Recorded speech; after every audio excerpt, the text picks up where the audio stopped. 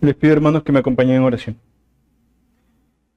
Señor y Padre Celestial, como cada domingo te damos infinitas gracias porque sabemos que el estar aquí para escuchar tu palabra mediante la exposición en la escuela, en el sermón, mediante también la teología que está inmersa en los himnos que cantamos, Señor, y en las oraciones que elevamos, sabemos que hacer eso, Señor, es un beneficio que nos das a nosotros, Señor, que es una bendición a nuestras vidas porque adorándote lo recibimos todo, Señor, recibimos de ti misericordia, gracia, benevolencia. Por lo que agradeciéndote también te pedimos que nos des en este momento del sermón corazones dispuestos, atentos, mentes concentradas, no para escucharme a mí, Señor, sino para reflexionar en lo que tu palabra dice, reflexionar en lo que ella tiene para decir a cada uno de nosotros como individuos, Señor, incluyéndome. Te pedimos, Señor, que seas tú glorificado en medio del sermón y que seas tú edificando los corazones de cada uno de los que estamos aquí a través de la exposición de tu palabra. En el nombre de Cristo Jesús. Amén. Bien, hermanos, en el sermón anterior, en el libro de los Hechos, reflexionamos sobre los primeros 6 versos del capítulo 18, donde se nos narra la llegada del apóstol Pablo a la ciudad de Corinto. Venía de Atenas y llegó a Corinto. Vimos cómo el apóstol, a pesar de los afanes propios de la vida, como el trabajo y todas estas cosas, permanecía enfocado en su misión de anunciar el Evangelio, confiando en la provisión del Señor y la dirección del Señor. También vimos que Pablo, fiel a su costumbre que ya hemos observado a lo largo del libro de los Hechos, predicó en ese lugar primeramente enfocándose en los judíos, en la sinagoga, para mostrarles que Jesús era el Cristo que esperaban. Sin embargo, al igual que en otras ciudades, en esta ciudad él recibió rechazo y oposición por parte de muchos de los judíos, quienes incluso, dice Lucas, que llegaron a blasfemar, lo cual hizo que Pablo se molestara y pronunciara unas fuertes palabras para manifestar el desagrado que tenía por lo que los judíos hacían, los judíos de esa zona. Él llega a decirles que ya se iba, sacude sus vestidos y dice: vuestra sangre sea sobre vuestra propia cabeza, yo limpio, desde ahora me iré a los gentiles. Y de aquellas palabras indagamos al menos 2 aspectos. Primero, la responsabilidad que tienen aquellos que escuchan el mensaje. Por eso Pablo se declara limpio. Ellos no quisieron acceder al mensaje, lo rechazaron. Y ellos tenían que cargar con las consecuencias de su incredulidad. Por eso la sangre propia de ellos sería sobre sus propias cabezas. Y segundo, la pureza de conciencia que debe caracterizar a todo aquel que predica el Evangelio, quienes no debemos callar ante las ofensas al Señor, por un lado, como Pablo no lo hizo. Les dijo que estaban haciendo mal y decidió irse del lugar y no seguir perdiendo tiempo con ellos. Pero tampoco debemos rehusar predicarle a nadie, porque Pablo también podría decir a alguno que ya ha venido escuchando todo el libro de los Hechos que era bastante terco en seguir yendo a las sinagogas a donde llegaba, porque aunque sí había alguno que otro que se convertía, normalmente la oposición era mayor a las personas que se convertían. Pero él tampoco, como un buen predicador, podía rehusarse a predicarle a nadie. Ese es más o menos el resumen de lo que vimos hasta ahora en el capítulo 18 del libro de los Hechos, del 1 al 6. Y como siempre pudimos observar que en todo eso estaba la obra providente de Dios en medio de la evangelización. Y sobre ese aspecto, es decir, sobre la divina providencia en medio de la predicación, es que reflexionaremos hoy en el texto central de este sermón, que se encuentra, y pueden leer conmigo, en Hechos 18, del 7 al 17. Hechos 18, del 7 al 17, dice así: y saliendo de allí, se fue a la casa de uno llamado Justo, o Ticio Justo, como dicen otras partes, más completo, temeroso de Dios, la cual estaba junto a la sinagoga. Y Crispo, el principal de la sinagoga, creyó en el Señor con toda su casa. Y muchos de los corintios, oyendo, creían y eran bautizados. Entonces el Señor dijo a Pablo en visión de noche: no temas, sino habla, y no calles, porque yo estoy contigo, y ninguno pondrá sobre ti la mano para hacerte mal, porque yo tengo mucho pueblo en esta ciudad. Y se detuvo allí 1 año y 6 meses, enseñándoles la palabra de Dios. Pero siendo Galión procónsul de Acaya, los judíos se levantaron de común acuerdo contra Pablo y le llevaron al tribunal, diciendo: Este persuade a los hombres a honrar a Dios contra la ley. Y al comenzar Pablo a hablar, Galión dijo a los judíos: si fuera algún agravio o algún crimen enorme, oh judíos, conforme a derecho, yo os toleraría. Pero si son cuestiones de palabras y de nombres y de vuestra ley, vedlo vosotros, porque yo no quiero ser juez de estas cosas. Y los echó del tribunal. Entonces todos los griegos, apoderándose de Sóstenes, principal de la sinagoga, le golpeaban delante del tribunal, pero a Galión nada se le daba de ello. Pueden sentarse los que están de pie. Entonces, hermanos, después del sinsabor que Pablo vivió en la sinagoga, en donde pues salió molesto con los judíos de ese lugar, se nos dice por Lucas que Dios vino a su encuentro en lo que quizás fue un sueño durante la noche. Y le dijo: no temas, sino habla y no calles. Y esa pequeña frase, o una parte de esa pequeña frase, es la que da título al sermón de hoy: no temas. Dentro de los asuntos que competen a la providencia divina, esta declaración que se le hace a Pablo en la visión debería ser el principal efecto, al menos psicológico, en el cristiano al entender el poder de Dios sobre todas las cosas. Es decir, el de no temer, porque se sabe hijo del Dios todopoderoso, creador de los cielos y de la tierra. Sin embargo, por supuesto, claro que llegamos a temer, porque el ser humano, por mucho que tenga estas convicciones, que nosotros tengamos estas convicciones, aún así es un hombre, es un humano, sujeto a las pasiones y debilidades propias del ser humano. Pero lo importante no es si nosotros llegamos a temer o no, sino que Él mismo, Dios, nos dice, y tenemos ese consuelo, nos dice: no temas. El asunto del temor es lo primero que quiero tratar en nuestro primer énfasis, el temor en la vida del creyente.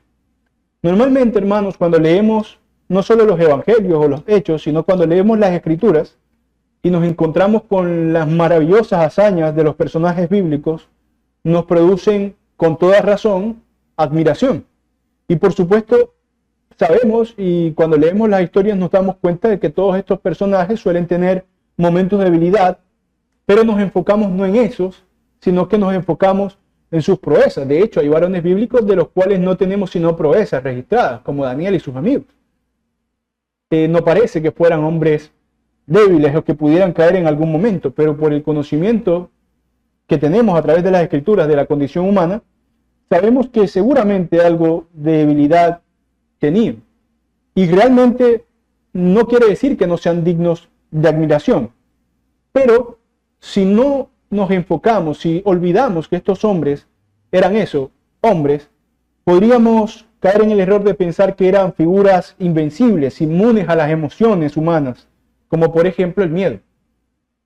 Y de alguna manera, una interpretación de ese modo de las escrituras y de los varones bíblicos nos podría hacer desconsolarnos a nosotros mismos, flagelarnos a nosotros mismos, porque quizás nos consideramos algunas veces poco santos o cristianos débiles de segunda categoría cuando sentimos miedo en este mundo que es adverso a la fe. Cuando vemos quizás que en algún país perseguido hay unos cristianos que se levantan públicamente y predican sin temor a la muerte y decimos: ¿yo podría hacer eso?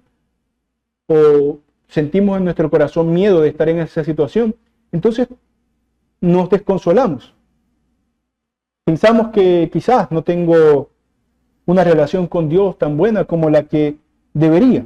Sin embargo, en el pasaje que hemos leído, me atrevo a intuir que el mismo apóstol Pablo experimentó miedo, lo cual era razonable en la situación en la que se encontraba, porque recordemos que había acabado hace un momento en malos términos la relación con los judíos del lugar, por lo cual se quedó, por un lado, sin lugar para predicar. Entonces ahí hay cierta incertidumbre ya. Y con gente, como ya le había sucedido en otras ocasiones, que estaba muy molesta contra él. En otras ocasiones, cuando se oponían a él, de forma semejante, Pablo por lo general había estado poco tiempo más y se marchaba pronto de los lugares, o incluso en algunos casos lo habían ayudado a huir para que no le sucediera alguna tragedia. En otros no podía escapar tan rápido, como el lugar donde lo apedrearon y lo creyeron muerto y lo sacaron de la ciudad. Pero por lo general, el apóstol, trataba de preservar su vida razonablemente, porque también es algo que debemos hacer, ¿no? No hay que buscar la muerte, porque sí.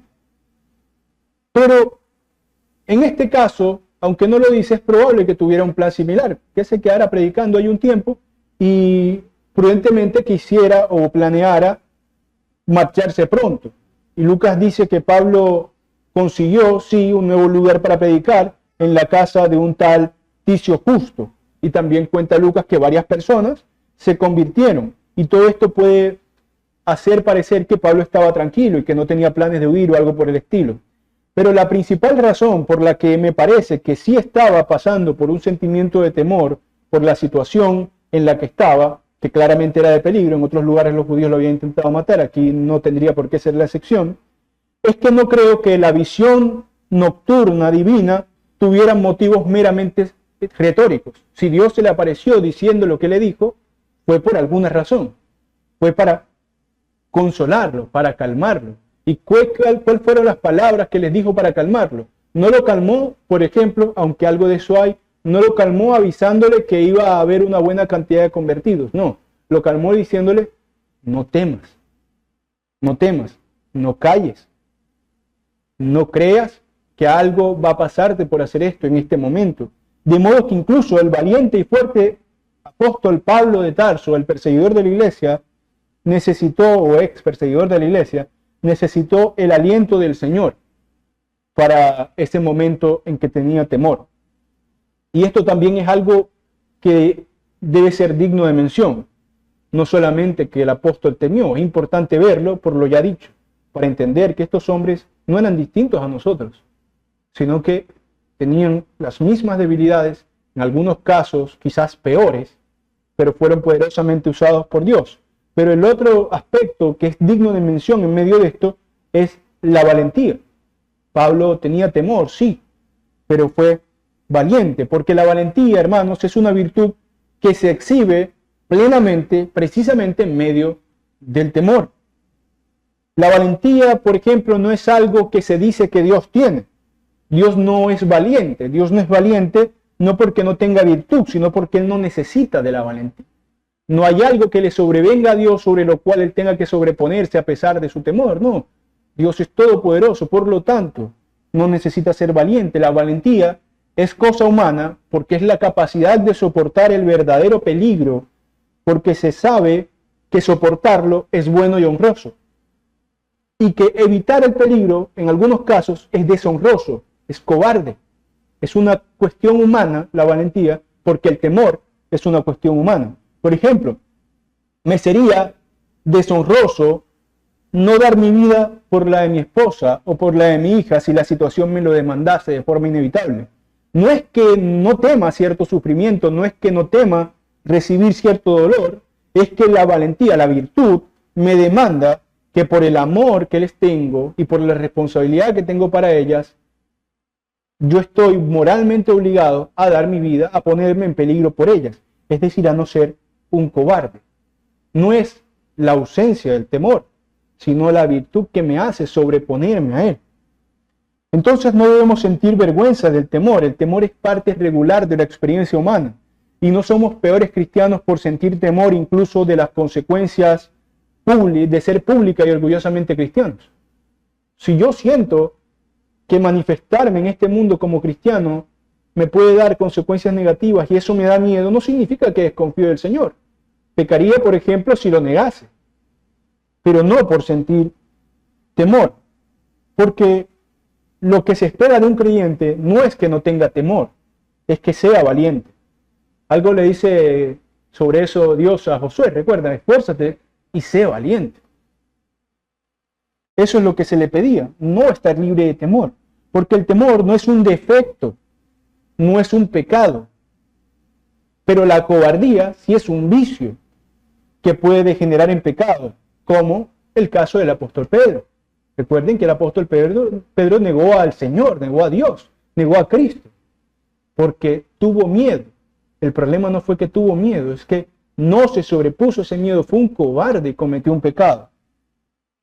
Y lo que aprendemos de esto es que los temores, los terrores, los medios son permitidos, son naturales y comunes en nuestras vidas y muchas veces son causados por razones justas. Pablo tenía justas razones para tener miedo, Pedro tenía justas razones para tener miedo, pero no tenía justas razones para negar a Cristo. Podía tener miedo, pero no debió negarlo. Pablo, en este caso, como dije, estaba justamente temeroso. Y quizás un mejor ejemplo, para que nos quede claro cómo el temor es una cuestión humana y no es pecaminoso, no es un defecto, sino que forma parte de la experiencia de la debilidad humana, podemos ver el mismo caso del Señor Jesucristo en lo narrado en Marcos 14, del 32 al 36. Marcos 14, del 32 al 36 dice así: Vinieron pues a un lugar que se llama Getsemaní, y dijo a sus discípulos: Sentaos aquí, entre tanto que yo oro.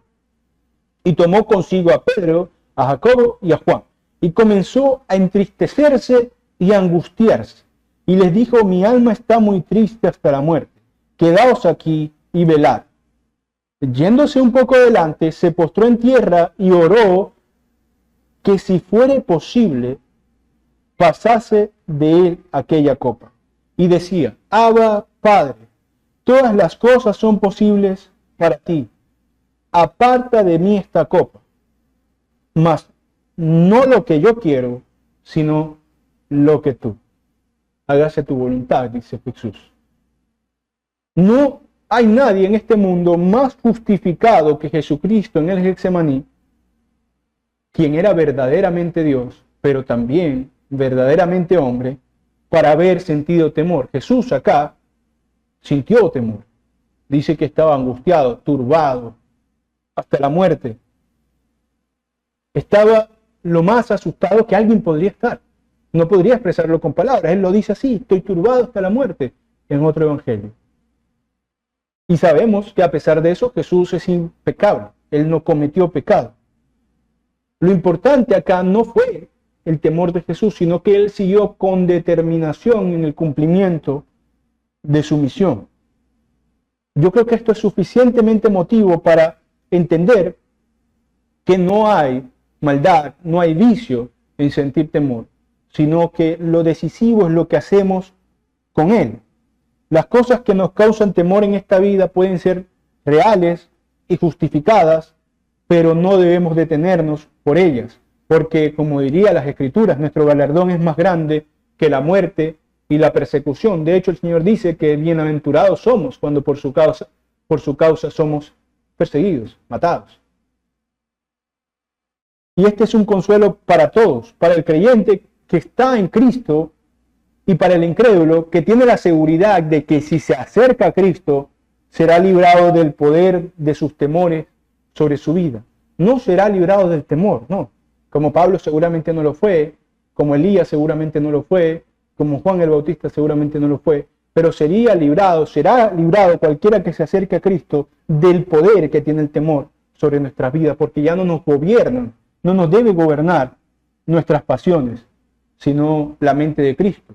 No hace falta ser librado, por ejemplo, de los problemas de la vida, pero sí sabernos libres de los efectos duraderos de estos. Son solo por un tiempo, no serán más en el día de Cristo. Pablo lo dice de esta forma, que él tiene por cierto que las aflicciones del tiempo presente no se comparan con la gloria venidera que en nosotros va a manifestarse. Es decir, aunque nos parezcan tortuosas, profundas, fuertes y constantes, no son duraderas. Tienen un tiempo de caducidad. Y lo que recibiremos opacará y dejará en el olvido, en la gloria, todo lo que hayamos sufrido. Y hablando, por cierto, de la valentía, que es sobreponerse al temor y al daño posible cuando fuere digno, nos introducimos al siguiente énfasis, que nos habla ahora de los motivos por los que Pablo debía permanecer allí en Corinto. Y nuestro siguiente énfasis es la comisión y el amor de Dios por los perdidos. Aquí vemos la otra parte crucial de la visión que tuvo el apóstol con el Señor, en donde se da cuando Dios dice a Pablo lo siguiente: porque yo tengo mucho pueblo en esta ciudad. Esta afirmación revela al menos dos verdades que son fundamentales para comprender no solo el llamado de Pablo, sino también el corazón, la mente de Dios, el propósito de Dios, no solo en esa ciudad, sino para el mundo. Por un lado, la labor de la evangelización es una tarea que no debe detenerse, como queda claro de lo que acabamos de decir sobre el temor, que hay que sobreponerse en medio de todo y continuar la comisión que tenemos por delante. Y ese trabajo, por otro lado, tiene un propósito divino que va más allá de lo que podemos ver en el momento. Es decir, Dios sale al encuentro de Pablo no solamente para darle tranquilidad en medio de su temor, sino que le asegura a Pablo que a pesar del rechazo, el sufrimiento, las amenazas, la persecución que pudiera sufrir en ese lugar, en Corinto había muchas personas que habían sido previamente escogidas por Dios para ser alcanzadas por el Evangelio. Había muchas personas que aún no habían creído, pero que iban a creer. Y que Pablo, por ese motivo, debía permanecer allí, dando vida a esos que estaban muertos, mediante la predicación de la palabra. Y esta es una de las más profundas implicaciones que como cristianos debemos aprender. El Evangelio no es simplemente un discurso, un conjunto de palabras que lanzamos al aire esperando que alguien las recoja. Es un mensaje que está lleno de poder, que llega de forma definitiva y eficaz a todos aquellos a los que Dios ha preparado para escuchar y para responder a Él. No es como una bola de pintura lanzada hacia la pared esperando que se forme alguna figura comprensible. No, sino que es el medio por el cual el Señor ha decidido dar vida a personas que son dignas y que son amadas por Él. Dice el Señor, yo tengo mucho pueblo aquí. ¿Cómo así? Hay gente que creerá aquí, son mi pueblo, y yo espero que ellos vengan a mí. Nosotros no somos pregoneros al aire, sino individuos, a personas que de otra forma, si no les predicásemos, morirían irremisiblemente. Y que el Señor ha determinado, como diría Pablo, la locura de la predicación para salvar a esos que están muertos. Y esto debe ser también un consuelo para los cristianos que luchan con la tristeza de la aparente ineficacia del cristianismo en este tiempo. Y las estadísticas en la televisión a veces se llena de eso, ¿no? Cómo cada día se reduce la cantidad de personas que se declaran cristianas o cosas por el estilo, dando alguna especie de discurso derrotista con respecto de la fe cristiana. Pero nosotros sabemos que no es así. Nosotros descansamos en que todo ese mucho pueblo que existe en esta tierra hoy vivo y que existirá mañana, todo ese mucho pueblo que Dios sabe que vendrá a Él, de cierto vendrá a Él. Sin importar cuán ásperos nos parezcan los tiempos con respecto de nuestra fe. Aunque sintamos que el mundo está tan cerrado al mensaje del Evangelio que nuestras palabras se pierden en el viento, o que los corazones de las personas están tan endurecidos que nada puede penetrarlos.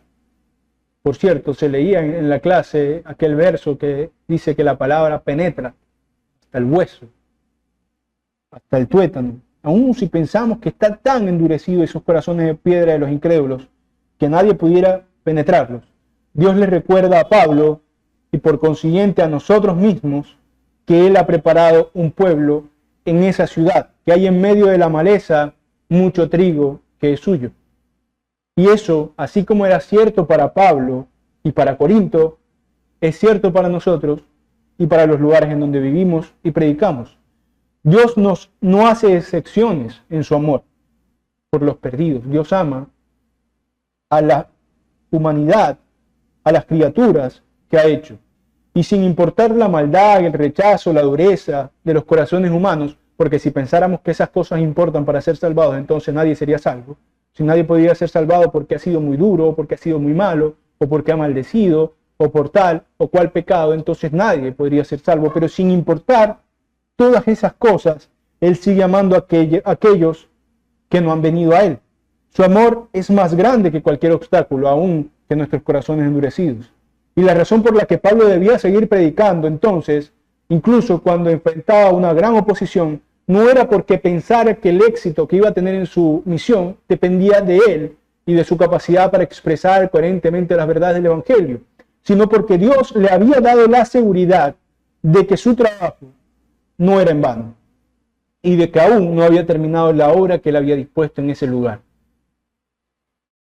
Quiero ahora tocar la parte faltante de esas palabras en la visión que tiene Pablo con el Señor. Y esto lo haré en el siguiente énfasis: la presencia de Dios. La declaración completa de la visión es: no temas, sino habla y no calles. Esto está en el 9 y 10. Porque yo estoy contigo y ninguno pondrá sobre ti la mano para hacerte mal, porque yo tengo mucho pueblo en esta ciudad. Y lo que me faltaba por mencionar al respecto de esto era esta afirmación que es la más poderosa de las palabras que le dice Dios a Pablo. No temas, porque yo estoy contigo. Y porque es que está Dios con él, él le dice, ninguno pondrá sobre ti la mano para hacerte mal. Esa es la gran y fuerte afirmación divina. No temas, porque yo estoy contigo. La razón por la que Dios nos puede instruir y ordenar y recomendar cosas no son cuestiones irracionales.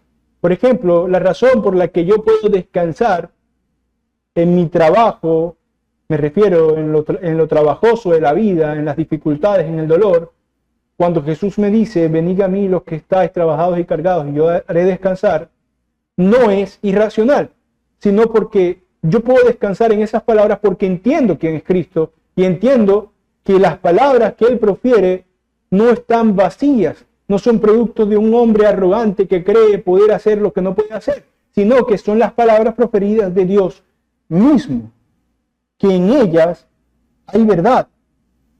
Y este es un tema recurrente a lo largo de todas las Escrituras, la presencia de Dios con su pueblo. En este caso, la presencia de Dios para Pablo no era solamente una garantía de que no estaría solo, sino que es una afirmación de que Dios está activamente involucrado con lo que Pablo hace.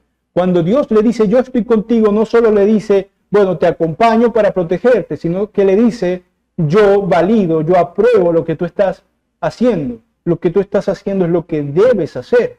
Estás cumpliendo cabalmente la misión. Eso también, saber que nuestras vidas y nuestras acciones están alineadas con la visión y con el plan de Dios, también nos da tremenda seguridad. Por lo tanto, no es una seguridad irracional, sino fundamentada en la certeza de la verdad de la misión que cumplo. Por esa razón, Sadrach, Mesach y Abednego decían que aún si morían, que pensaban que Dios podía salvarlos, pero si aún morían, Dios seguía siendo Dios, porque ellos estaban con una certidumbre en sus mentes tal que sabían que lo que obraban estaba bien y no necesitaban ninguna seguridad más allá de eso. En pocas palabras, ellos sabían que Dios estaba con ellos.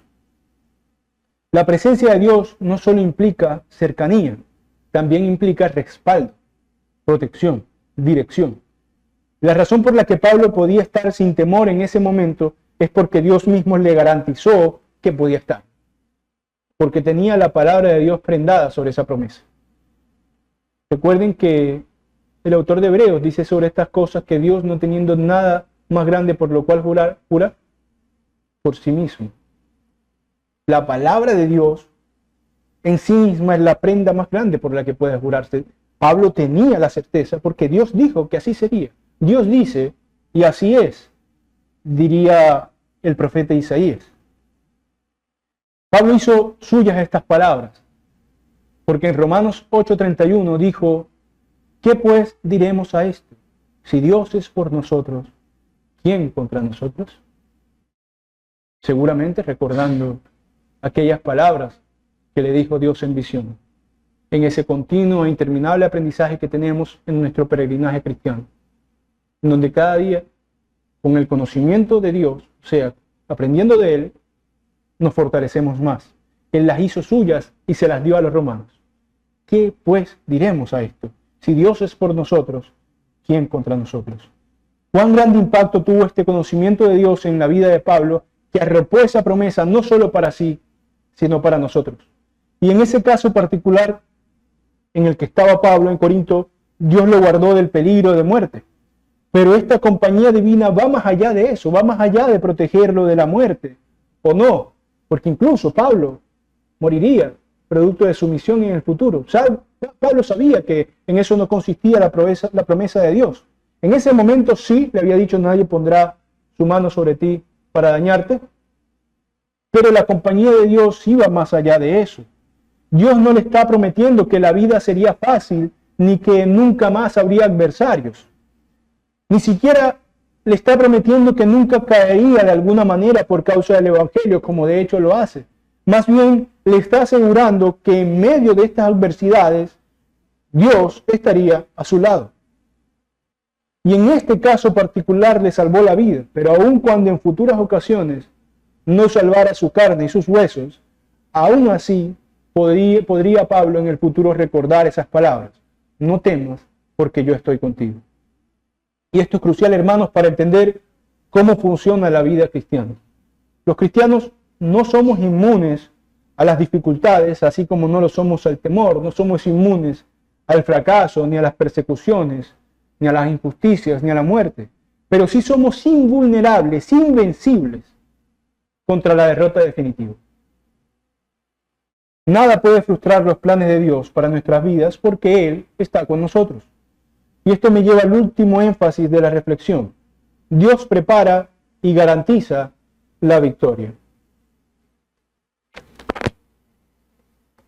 Veamos un momento nuevamente Hechos 18 del 11 al 16. Hechos 18 del 11 al 16 dice así: y se detuvo allí 1 año y 6 meses enseñándoles la palabra de Dios. Pero siendo Galión procónsul de Acaya, los judíos se levantaron de común acuerdo contra Pablo y le llevaron al tribunal, diciendo: este persuade a los hombres a honrar a Dios contra la ley. Y al comenzar Pablo a hablar, Galión dijo a los judíos: si fuera algún agravio o algún crimen enorme, oh judíos, conforme a derecho yo os toleraría. Pero si son cuestiones de palabras y de nombres y de vuestra ley, vedlo vosotros, porque yo no quiero ser juez de estas cosas. Y los echó del tribunal. Ojo, aquí hay algo interesante. Pablo estuvo 1 año y 6 meses, probablemente los primeros 6 meses fue durante el periodo anterior a Galión, porque el puesto de procónsul duraba 1 año. Hay algo interesante aquí porque aunque Lucas no lo dice, podemos intuir. Los judíos actuaron con tanta malicia que como sabían que el procónsul anterior ya había visto el ministerio de Pablo y no iban a engañarlo, entonces esperaron al nuevo procónsul, al nuevo periodo, para decir mentiras contra Pablo. Pero aún así de estas cosas, el Señor lo libera. Este aspecto, este momento del relato es un punto bastante alentador de todo el pasaje. Porque es lo que hizo Pablo, por un lado, luego de la visión, que se quedó 1 año y medio, y luego lo que hizo Dios en medio de ese momento y de las dificultades que se le presentarían. Este es un ejemplo de la idea que quiero plantear cuando digo que Dios prepara el camino y garantiza la victoria. Que Dios, en este caso, no solo preparó los corazones de los que creerían en Corinto, y el mismo corazón de Pablo para que cumpliera su labor con buena disposición, sino que por lo que vemos en el relato, preparó una victoria aún más grande que no estaba a la vista de estos hombres en este momento, en cuanto a la predicación del Evangelio en años posteriores a este hecho. ¿Por qué? Y los pongo en contexto, porque cuando Galión asumió el puesto de procónsul en Acaya, Pablo, al ser acusado por los judíos ante Galión de ser un predicador revoltoso contra la ley, porque los ritos en aquella época, las religiones debían ser permitidas por el Estado, por Roma oficialmente, y si no eran permitidas, eran perseguidas por ilegales. Cuando pasa esto, Galión se niega a procesar a Pablo, y de esa forma, dado que para Galión, de alguna forma, aunque Pablo estaba ya en riña con los judíos, era un judío, es decir, en ese momento las autoridades veían al cristianismo no sino como una vertiente del judaísmo. Galión se niega a procesarlo y esto beneficiaría a los cristianos en el futuro próximo, no solo por el precedente de que no los procesó y por lo tanto de facto validaba la fe cristiana en términos legales en ese momento, sino porque además no fue un precedente cualquiera, porque Galión era un hombre importante, puesto que venía de una familia importante. Su hermano, por ejemplo, era el gran filósofo y famoso estoico Séneca, que fue uno de los asesores del emperador romano. Además, decía Séneca, comenta Hendrickson en una de las cartas de Séneca, que Galión era un tipo al cual el cual a nadie le caía nunca mal, el que agradaba a todo el mundo.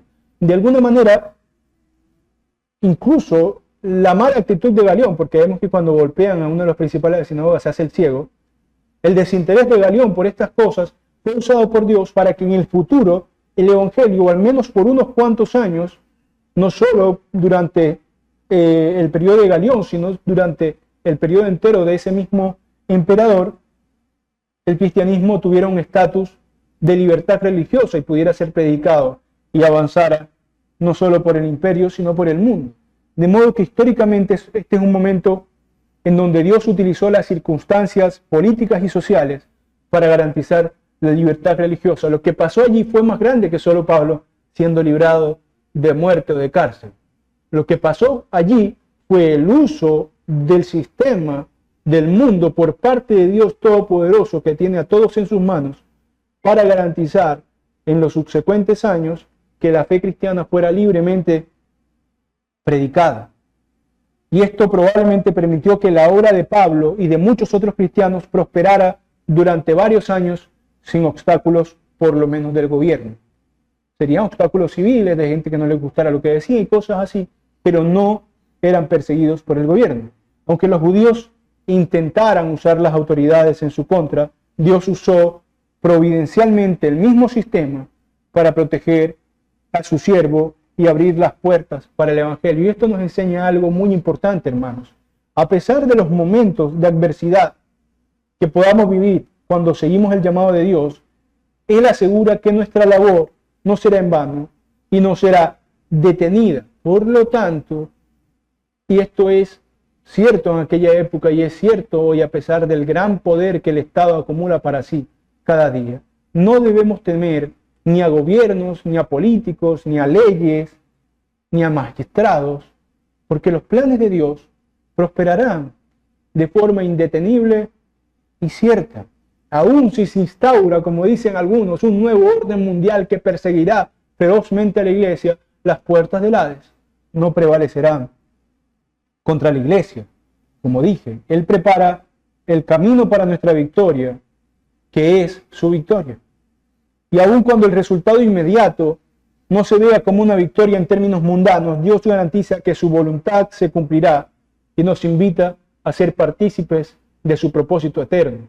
Y ese propósito eterno incluye, por supuesto, y contempla las persecuciones y las injusticias, porque todo eso será castigado y será satisfecho en el día de su venida, en el día del juicio. Todo este momento temporal que vivimos, adverso para algunos, no tanto para otros, finalmente pasará. Por lo que esa declaración divina, no temas, no es solamente un consuelo vacío, es una afirmación de la soberanía de Dios, de la presencia de Dios y del indetenible, invencible propósito de Dios. A través de este pasaje vemos cómo Dios le da a Pablo y por extensión a nosotros la confianza de que nada detendría nunca jamás su plan y de que nuestra victoria en Cristo es segura. Pero también es un llamado consolador al mundo perdido, porque para el incrédulo que escucha estos maravillosos portentos de Dios, este maravilloso control de Dios sobre todas las cosas, para el incrédulo también es importante porque les informa que en Él hay libertad de todas las cadenas que nos afligen, principalmente las cadenas de la muerte por el pecado. Solo en Él hay vida eterna, pero también, además de eso, hay descanso, hay paz, verdaderos y plenos. Y si estás con Él, aunque sientas temor, puedes saber que Él te dice, no temas. Si estás lejos de Él, puedes también estar seguro de que te está diciendo, no temas, y como dice el himno, te dice, ven a mí, que hay lugar junto a mí para ti. Amén. Oremos, hermanos. Señor y Padre Celestial, te damos gracias por tu maravillosa palabra, Señor, porque cada día nos maravillas con ella al mostrar tu poder, tu soberanía, tu control y tu victoria sobre este mundo, pero también, Señor, tu misericordia, tu amor, tu condescendencia, tu piedad, porque sabemos que aún en medio de la oposición tremenda contra ti en este mundo, detienes tu ira para el día de la ira, de modo que todo aquel que está dispuesto, Señor, desde la eternidad para venir a ti, lo haga. Tienes paciencia, Señor, por el pueblo que amas y quieres que esté completo. Te damos gracias porque en ti podemos escuchar, no temas, y en nuestro temor no temer. En nuestro temor, saber que hay razones por las cuales podemos superarlo día a día.